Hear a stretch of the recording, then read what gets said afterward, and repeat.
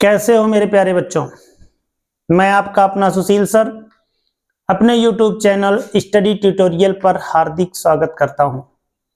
प्यारे बच्चों, बोर्ड परीक्षा 2025 में आप सब प्रॉपर तैयारी कर रहे हैं। आशा है कि तैयारी बेहतरीन चल रही होगी। और आज हाइट एंड डिस्टेंस का पार्ट 3 जिसमें 3 इंपॉर्टेंट क्वेश्चंस लेकर आया हूं। इसके बाद हाइट एंड डिस्टेंस आपका फिनिश हो जाएगा और फिर शुरू हो जाएगा आपका सर्कल यानी वृत्त। ठीक है, तो अभी फिलहाल हम लोग इसमें के 3 सवालें जो मोस्ट इंपॉर्टेंट टाइप की सवालें हैं, और मैंने एक बेसिक तौर पे एक चीज का ध्यान रखा है कि जितनी सवालें बताई जाए, देखिए हाइट एंड डिस्टेंस में बहुत सारी सवालें होती हैं, बदल कर आती रहती हैं, लेकिन हमको जो मेन उद्देश्य हमारा होता है, जो मेन तरीका होता है सॉल्व करने का, वो यही होता है कि हम किस तरीके से फिगर्स को बनाएंगे और उसके बाद उस फिगर को बनाने के बाद उसे सॉल्व कर पाएंगे। तो कई तरीके के फिगर्स बनते हैं, उसी में से हर बार एक नया फिगर बनाने की कोशिश है कि हर सवाल में नया फिगर बने, जिससे आप लोगों को समझ में आए कि कभी ऊंचाई देगी, कभी देगा तो कभी दूरी देगा, कभी दूरी में भी 2 पार्ट होंगे, कभी ऊंचाई में भी 2 पार्ट होंगे। इस तरीके से कई तरीके की सवालें मिलेंगी आपको, और उसी का हमको ध्यान में रखकर ये सवालें सॉल्व करनी है। तो इसमें 3 सवालें आज भी हैं और उनको शुरू करते हैं। तो आइए बिना देर किए शुरू करते हैं अपना सवालों को सॉल्व करना। तो पहली सवाल है, देखिए कह रहा है एक 80 मीटर चौड़ी सड़क के दोनों ओर आमने सामने समान लंबाई वाले 2 खंबे लगे हुए हैं। मींस ये है कि 80 मीटर चौड़ी सड़क है, एक सड़क की चौड़ाई 80 मीटर है और उसके दोनों तरफ 2 खंबे खड़े हुए हैं और दोनों खंभों की जो लंबाई है वो समान है। देखिए समान लंबाई, ठीक है, दोनों लंबाई समान है। कह रहा है इन दोनों खंभों के बीच सड़क के एक बिंदु से खंभों के शिखर के उन्नयन कोण क्रमशः 60 अंश और 30 अंश है। मतलब यह है कि जो दोनों खंभे खड़े हुए हैं, उन दोनों खंभों के बीच जो सड़क की चौड़ाई है उस पर कहीं एक ऐसा बिंदु है जहां से दोनों ही आपके खंभों को देखने पर 2 अलग अलग कोण बनते हैं। एक कोण का मान है 60 अंश और एक का मान है 30 अंश। जैसा कि आपको पता है कि 60 अंश कोण उसका होगा जो खंभे के ज्यादा समीप होगा। इसका मतलब यह हुआ कि जो बिंदु है वो किसी एक खंभे के समीप है और दूसरे खंभे से दूर है। चलिए, कह रहा है खंभों की ऊंचाई और खंभों से बिंदु की दूरी ज्ञात कीजिए। मींस जो बिंदु है वो खंभों से कितनी दूरी पर है और साथ ही साथ खंभे की ऊंचाई कितनी है, यही आपको ज्ञात करना है। तो आइए सबसे पहले जो हम लोग सपोज करते हैं सवालों को लगाने के लिए, तो उसमें सपोज यही रहता है कि किस तरीके से लगेगा ये। तो आपके पास क्या है, 2 खंभे हैं इस तरह से, ये 2 खंभे हैं, मान लीजिए कि यहां पे है, ये 2 खंभे हैं और दोनों ही समान लंबाई के हैं। ये दोनों समान लंबाई के हैं। बीच में एक सड़क है जिसकी चौड़ाई है 80 मीटर, यही आपको दिया हुआ है। मान लीजिए कि ये क्या है, 80 मीटर है, 80 मीटर है, ठीक है, 80 मीटर है। ये आपके दोनों खंभों के बीच की लंबाई है 80 मीटर। मान लीजिए ये ए बी कोई पिलर है यानी खंभा है और सी डी भी एक खंभा है। ये अब ये कह रहा है कि इसके इस सड़क के यानी कि जो बीडी है, ये 80 मीटर चौड़ी सड़क है, इस सड़क पर कहीं एक बिंदु है जहां से एक कोण तो 60 अंश है। देखिए यहां पे ऐसे देखिए, ये कोण तो आपका 60 अंश है, ये कोण तो आपका 60 अंश है, और दूसरे कोण की बात करूं तो वो कितना है, 30 अंश है। कितना है, 30 अंश है, ठीक है, इस तरह से। तो एक 30 अंश है और दूसरा 60 अंश है। तो एक मैंने थोड़ा पास लिया हुआ है, एक थोड़ा सा दूर लिया हुआ है, ठीक है। अब यहां पर आपको चूंकि बिंदु की भी दूरी ज्ञात करनी है, मान लीजिए ये आपका बिंदु ई है, तो भैया बीई एक बिंदु, यहां से एक खंबे से बी दूरी है, दूसरे खंबे से ईडी दूरी है।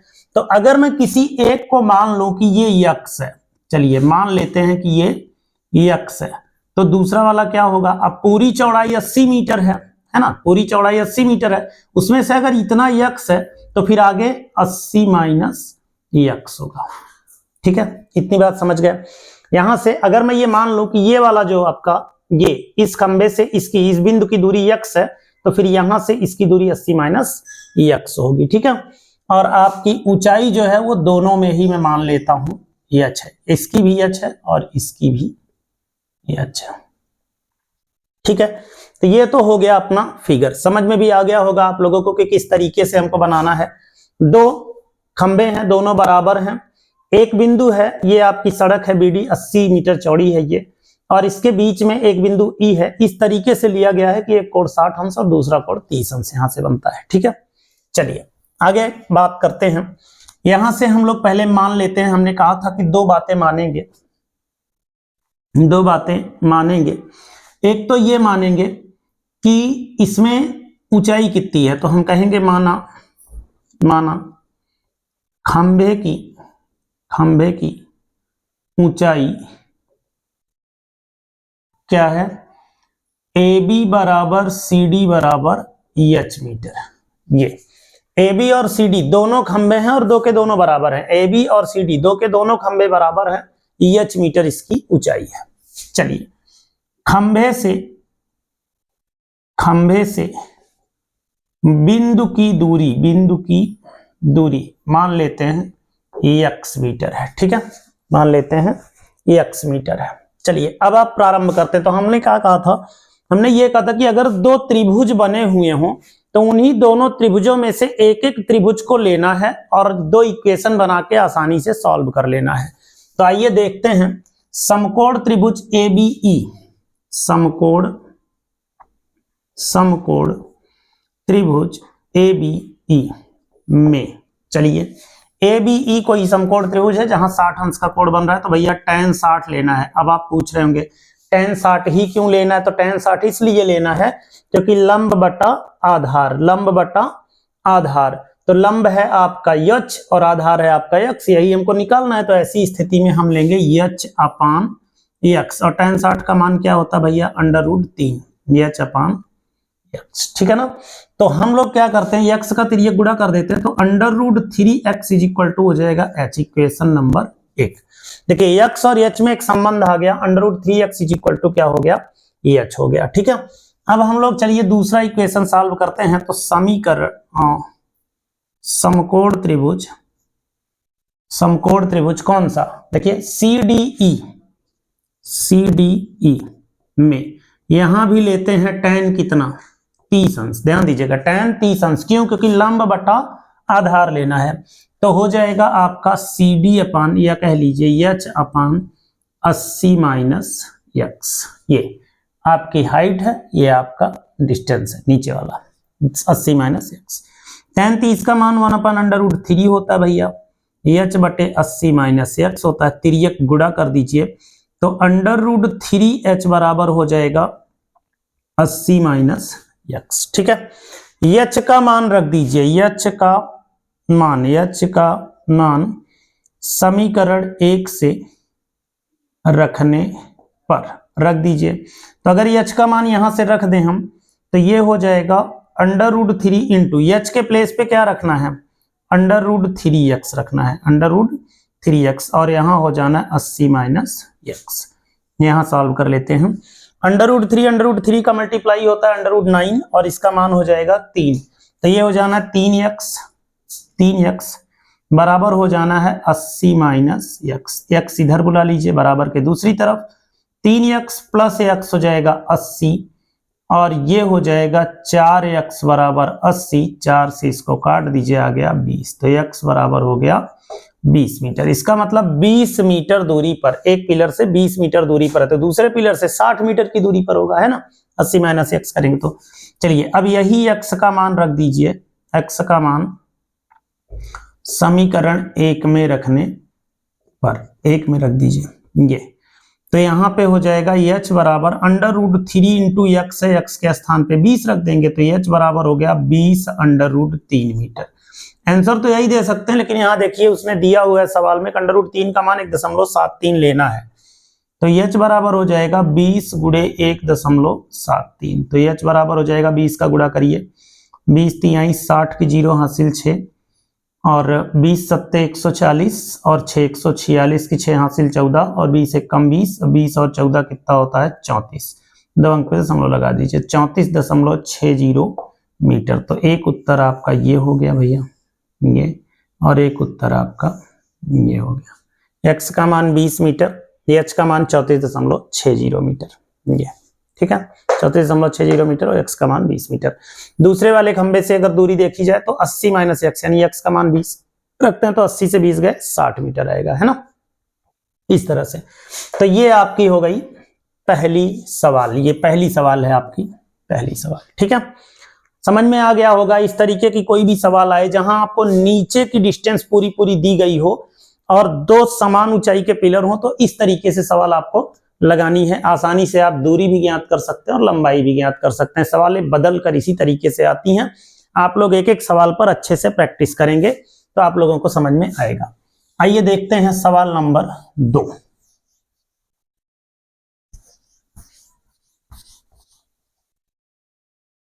चलिए सवाल नंबर 2 की तरफ बढ़ते हैं, सवाल नंबर 2 की तरफ, ठीक है।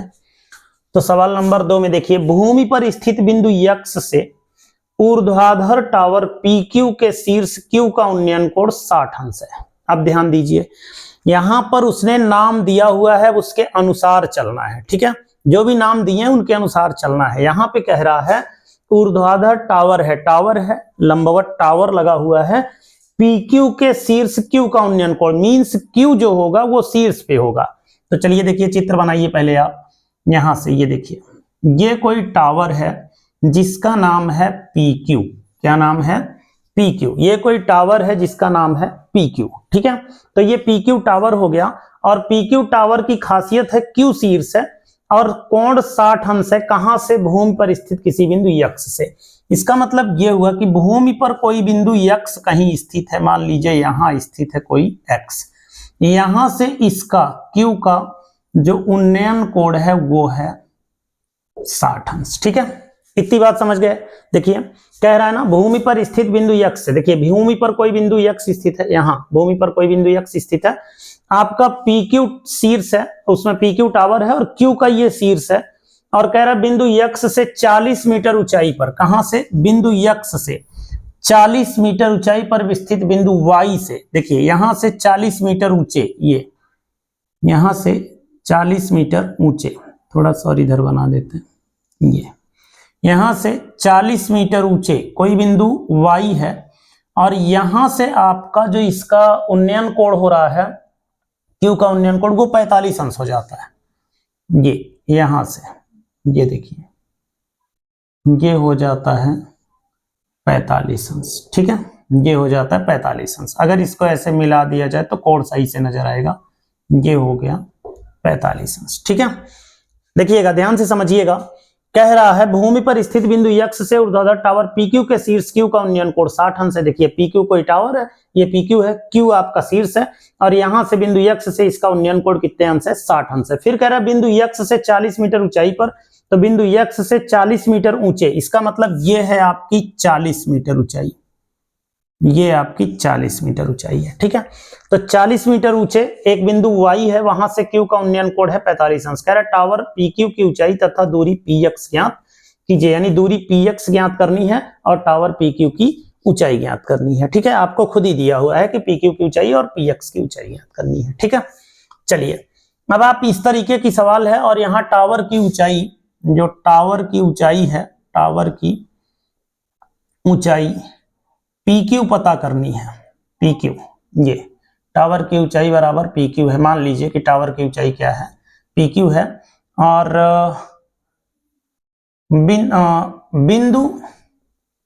बिंदु से टावर की दूरी आपको ज्ञात करनी है, वो है PX, ठीक है। यही दोनों आपको ज्ञात करना है, ठीक है। यहां चाहे ऐसे कह लीजिए, माना टावर की ऊंचाई PQ और बिंदु से टावर की दूरी जो है, ये टा है, टावर की दूरी, ठीक है, टावर की दूरी PX है। यही दोनों आपको ज्ञात करना है। अब आप देखिए सवाल लगी हुई है, बनी हुई है और आपसे PQ पूछ रहा है, तो हम किसी का भी मानते नहीं है, H भी नहीं मानेंगे। PX और PQ कह रहा है, PQ और PX ही निकाल देंगे, ठीक है। चलिए अब आपको हमने बताया था ना क्या करना है। एक बिंदु आप अपने मन से लिख लीजिएगा, यहाँ पे मान लीजिए O है, ठीक है, ये कोई बिंदु O है, तो ये अपने मन से मान लीजिए। अब आप आराम से एक एक इक्वेशन लेकर सॉल्व करिए। तो चलिए पहले यहां से शुरू करते हैं। तो ये 40 मीटर है, ये भी 40 ही मीटर होगा, पता ही है आपको, ये भी 40 ही मीटर होगा, ये 40 ही मीटर होगा, ठीक है। तो ये वाली दूरी भी आपको पता है। 40 मीटर होगी। और यहाँ पे OQ आपको OQ के नाम से ही जानना है, ठीक है। चलिए अब आप सबसे पहले समकोण त्रिभुज यहां से बात करिए। ये QOY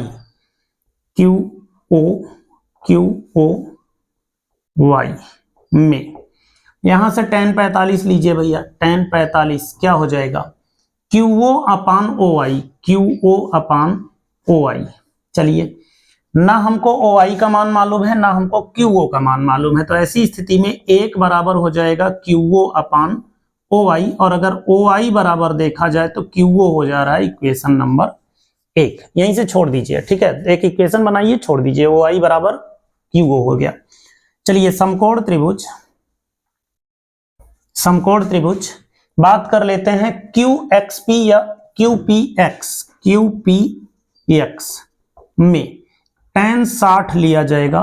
tan 60 बराबर हो जाएगा PQ, देखिए पूरी ऊंचाई PQ अपान क्या हो जाना है PQ अपान PX हो जाना है, ठीक है। तो यहां से ध्यान दीजिएगा tan 60 का मान √3 है और PQ का मान हो जाएगा आपका, देखिए हमको चूंकि मान रखना है, किसी एक को तो निकालना पड़ेगा, तो दो अज्ञात राशि हो जाएंगी। तो इसको हम ऐसे लिखेंगे, देखिए PO प्लस OQ, ये किसका मान PQ का, ये PQ को लिखेंगे PO प्लस OQ ऐसे, और बटा PX। अब ध्यान दीजिएगा PX का अगर तिर्यक गुणा कर दिया जाए तो √3 PX बराबर हो जाएगा। देखिए PO का मान कितना है, देखिए जरा 40, और OQ का मान नहीं पता है, देखिए ये OQ का मान नहीं पता है। तो अब आप क्या करिएगा, यहां से देखिए OQ का मान OI है, OQ का मान क्या है OI है, तो यहां से √3 PX बराबर हो जाएगा 40 प्लस, यहां लिख दीजिएगा OI, क्या लिख दीजिएगा OI, समीकरण 1 से OI रख दीजिएगा। अब फिर देखिएगा √3 PX जो है, PX किसके बराबर है OI के, तो यहां पर भी लिख दीजिएगा OI और 40 प्लस OI इस तरह से, ठीक है। तो ये OI है, OI ध्यान दीजिएगा 30 नहीं है, हाँ, तो OI ये भी OI, क्यों, क्योंकि PX बराबर है आपके किसके OI के। देखिए ये PX जो है वो OI के क्या है बराबर है। अब OI बराबर के इस तरफ बुला लीजिए यहाँ पे, तो √3 OI माइनस OI बराबर हो जाना है 40, ठीक है। तो अब यहां से क्या करेंगे हम, इन दोनों में से OI कॉमन ले लेंगे भैया, OI, तो आपका क्या आ गया ये OI कॉमन ले लेते तो √3 माइनस 1 इज इक्वल टू 40, तो OI इज इक्वल टू हो जाएगा 40 अपान √3 माइनस 1। हमने कहा था आप हर का परिमेयीकरण करेंगे तो सेम रिजल्ट रहेगा, सिर्फ चिन्ह बदलकर आप अंश और हर में गुणा करेंगे। तो OI बराबर हो जाना है 40 √3 प्लस 1 अपान √3 का वर्ग माइनस 1 का वर्ग, तो OI बराबर हो जाना है 40 √3 प्लस 1 बटा √3 का वर्ग क्या हो जाएगा 3 और इसका मान 1, तो OI बराबर हो जाएगा 40 √3 प्लस 1 बटा कितना हो जाएगा 2, इसको काट दीजिए कितना आ गया 20। OI बराबर हो गया 20 √3 प्लस 1।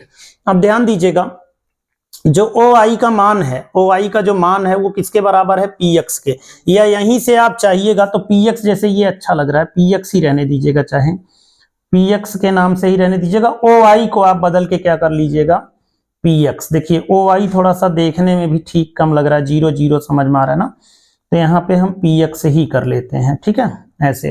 तो यहाँ पे कॉमन क्या लेंगे PX, क्या कॉमन लेंगे PX, और ये वैल्यू भी हमको किसकी मिलेगी PX की, देखिए PX कर लेते हैं, ठीक है PX,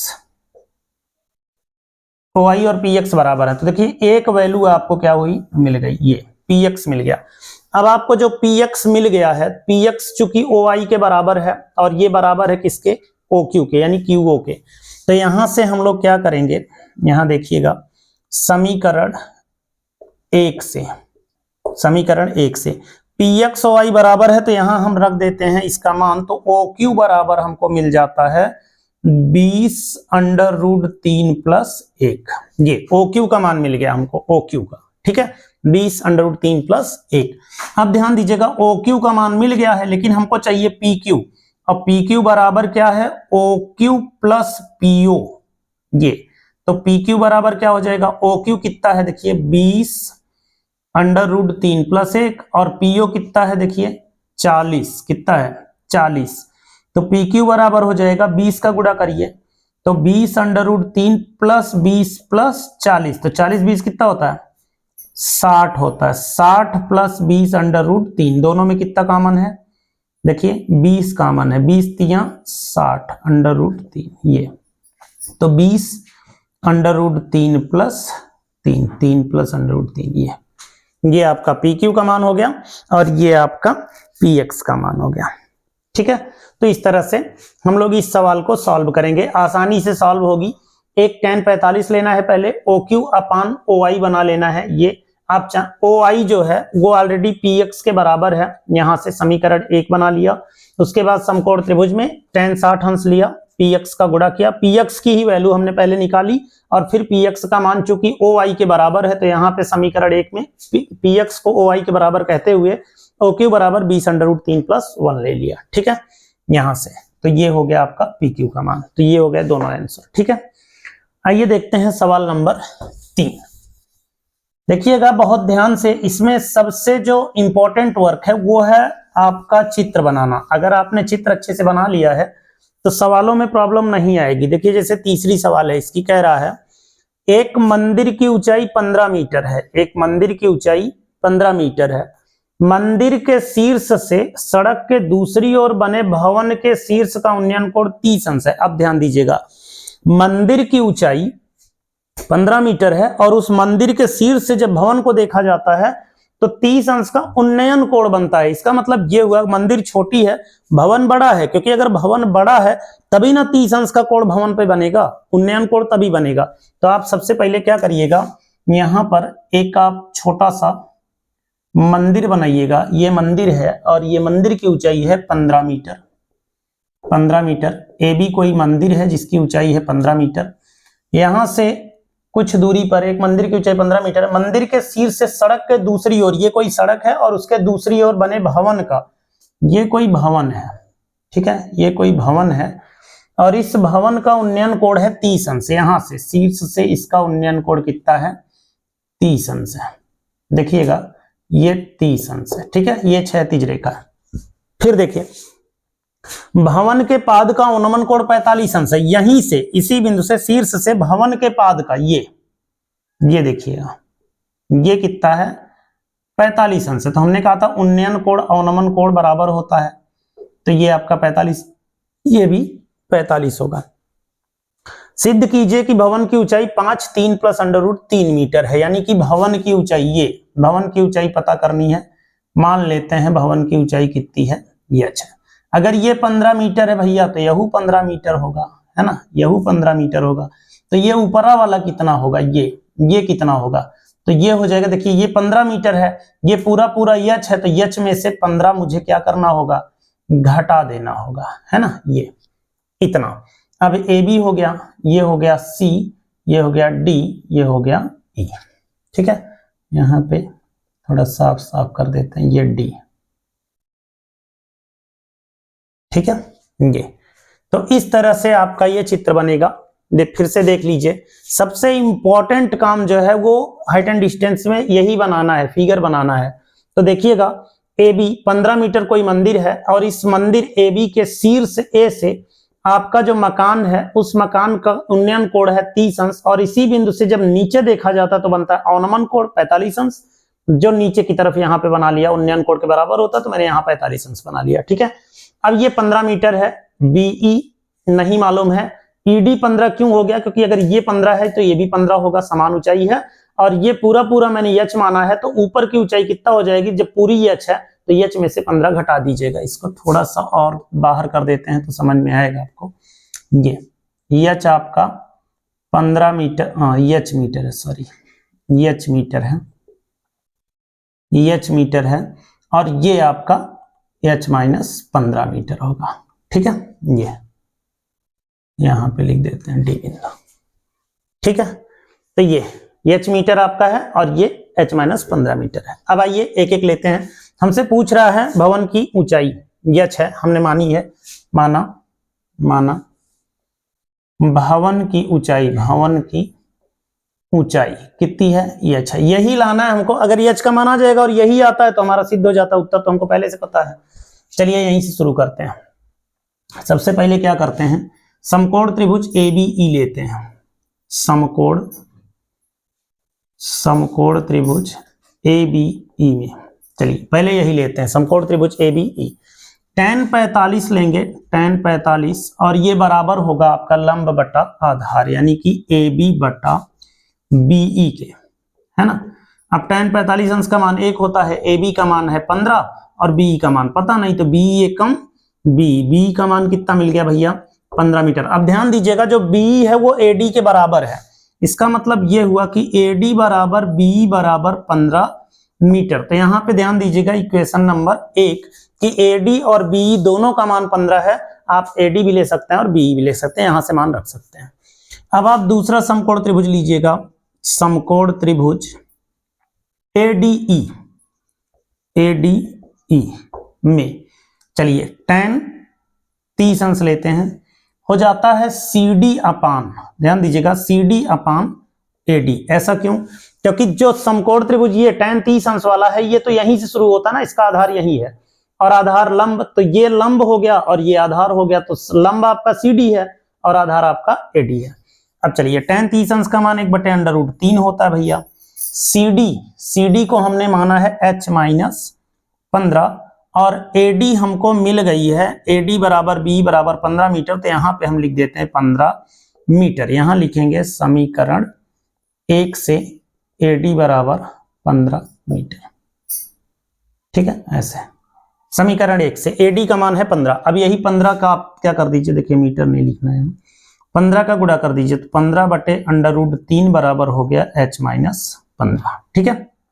ये अब आप ध्यान दीजिएगा, यहां से हम √3 का अंश और हर में क्या कर देते हैं, गुणा कर देते हैं, और यहीं सॉल्व कर लेते हैं।